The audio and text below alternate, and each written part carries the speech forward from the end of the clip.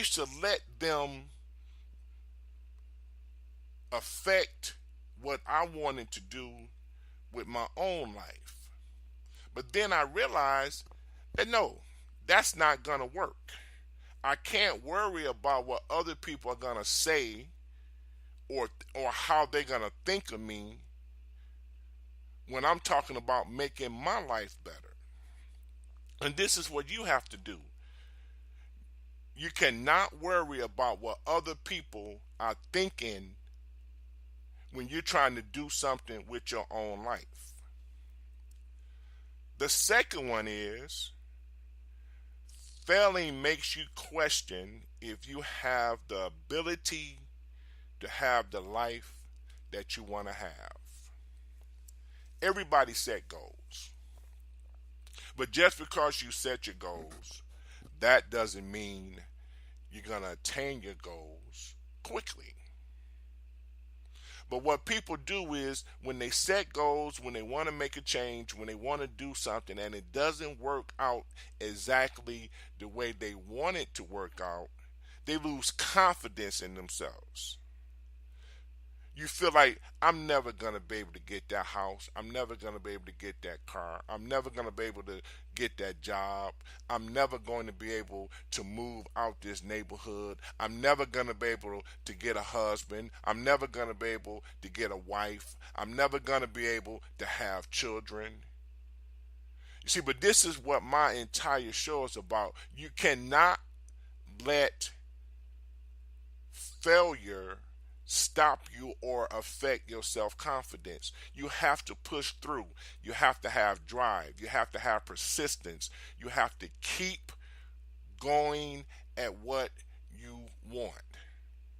And do not, by any means, do not let it affect your self-esteem. Do not let it affect your self-confidence. Because once your self-confidence goes, once your self-esteem goes, it's a wrap. You're not going to be able to change. You're not going to be able to get what you need to get. You're not going to be able to live the life that you were created to live. The third thing is, when you fail, you think people will lose interest in you. Well, I'm going to tell you right now, if you are not allowed to make mistakes in a relationship, a marriage, a job, a friendship, if you think people are going to lose interest in you because you fail, you don't need those people in your life in the first place. You don't need them. Because they're just there to bring you down. There's not a perfect person in this world. Everybody is going to make mistakes. Everybody is going to fail. The only thing you have to do, you have to own those mistakes, own your failures, learn from them, move on, and try to do better. Don't care about if this person going to lose interest in you because you slipped up or because you made a mistake.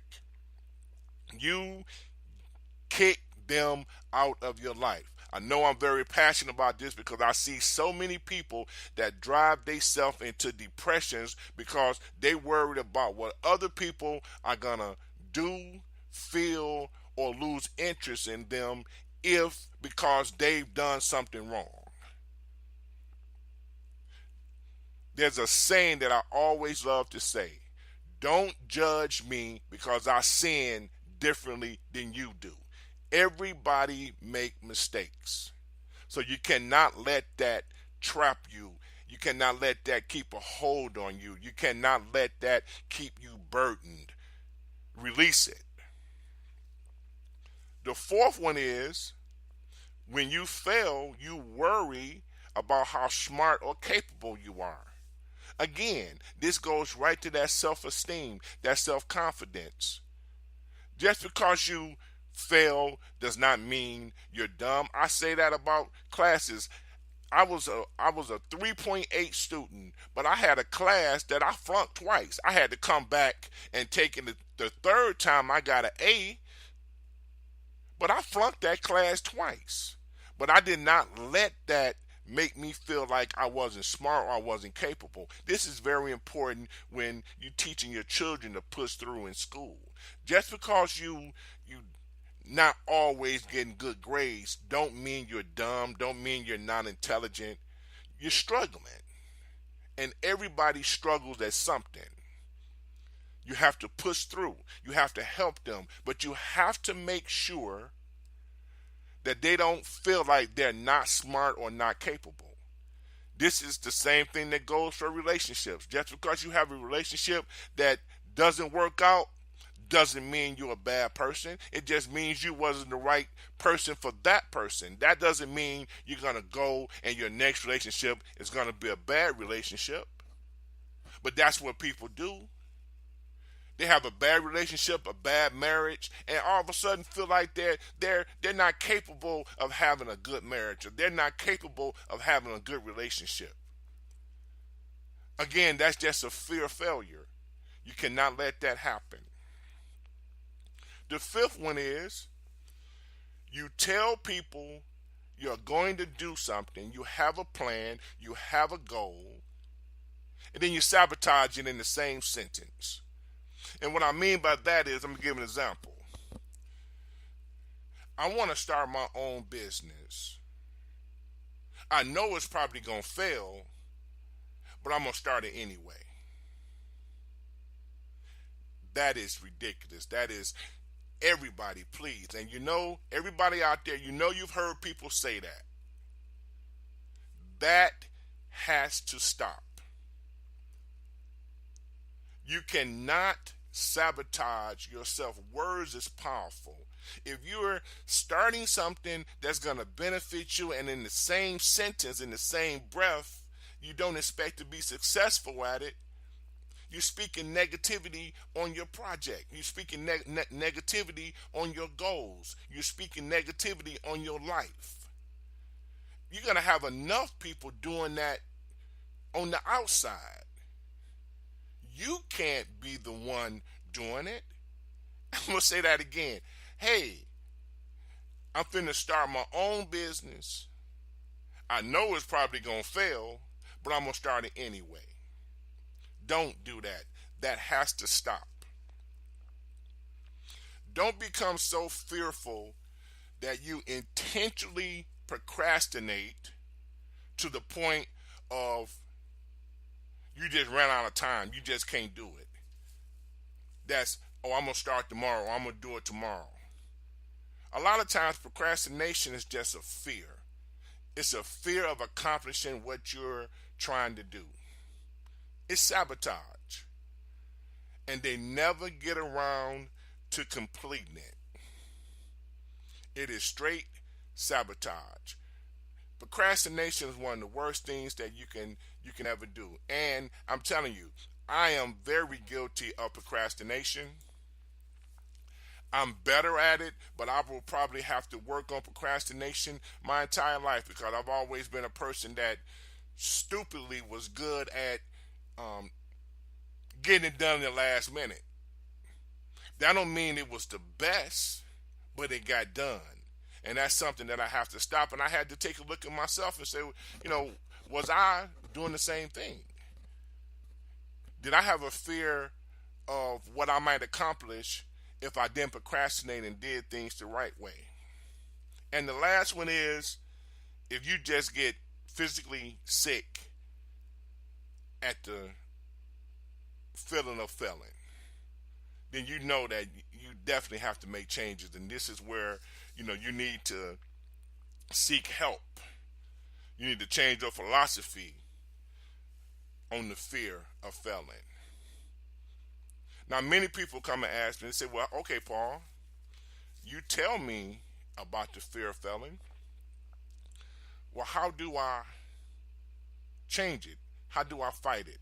How do I combat that? Well, it's some simple solutions that I used and I would like for you to try also. The first thing you have to do, as with anything, you have to own that fear. Yes, take ownership of it. Accept the fact that you got a problem. Accept the fact that you have a problem with fear and that it's affecting your life. That's the first thing you have to do. Once you take ownership of it, then you will start to come up and devise ways to overcome it. Secondly, you have to realize that regrets are worse than failures. Can I say that again? Regrets are worse than failures. I would rather fail at doing something than regret not doing it. It's that simple. This radio show, I had a fear. This is my first show. I had a fear. But in my mind, I would feel worse. I would have the regret of not doing it. If I hadn't have done this radio show, I would have regretted this my entire life. Regrets are worse than failures. The next thing you do, you have to completely focus on the outcome of what you're doing. The more you focus on the end result, the more that fear of failure will subside.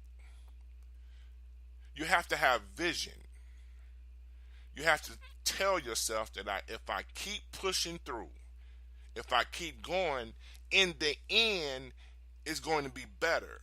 And the more you push, the further down that road you get, the less you're going to feel that you're going to fail. You have to focus on the end game. Next, you have to trust that inner voice that's inside of you that is telling you that you can accomplish anything you set your mind to. People don't listen to their instincts anymore. That inner voice, that intuition that's telling you, you can be great. Your mind might be telling you, I can't do nothing. But that inner voice is telling you, you can do anything that you want to do in life. And you have to trust that inner voice. Trust it. You have to have patience and faith that you can do anything you want. Like I said earlier, applied faith and support will carry you anywhere you want to go. Applied faith and support will carry you anywhere you want to go. Faith in God. Faith in the things unseen. Faith in yourself. And patience. Anything worthwhile is going to take time. You're going to have obstacles, but you have to patiently work through them. You have to push through. You have to be patient. That's one of the problems of the world today. Everybody wants everything right now. They don't want to work at nothing. To work at something, that takes patience. I tell people when it comes to a job, don't say no to this job because it's not paying what you want it to pay. Just be patient. Work the job and try to move forward. Plus, it's easier to get a job when you already have a job. So yes, don't let the fear of failure paralyze you anymore.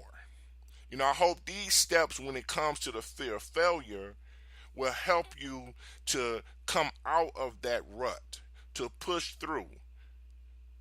Fear of failure will damage your life. It will keep you down. Okay, I'm going to take a little music break.